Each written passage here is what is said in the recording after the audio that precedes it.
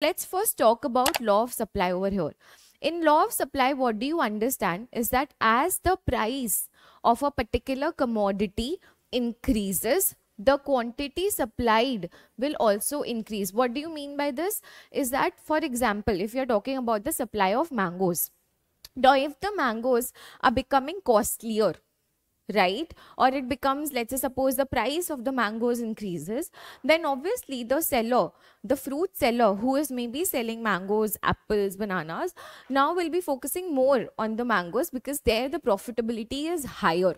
So as the price increases, the quantity supplied will increase for mangoes, right? So this is your law of demand, and that is why the supply curve is upward sloping. By that we mean that if the price increases, the quantity supplied will also increase. For example, if my price goes up to this level of P2, then my quantity supplied will now increase to QS, right? This is because the firm's profitability, the firm wants to increase their profit.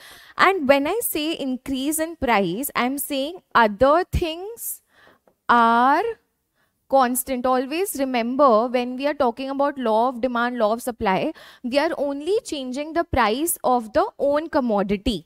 We are only changing the price of our own commodity, and there is no change whatsoever in the any other goods. So if you are thinking as if, okay, the price is increasing, but then there are changes in the other stuff as well, no. When we are talking about law of demand and law of supply, we are only talking about the change in its own price. So if the price of mangoes increases and all the other factors, the cost and price of the other fruits, everything else remains constant, ceteris paribus, then we say that the quantity supplied will increase and will actually move towards the right? This is your law of supply. If the price increases, quantity supplied will increase.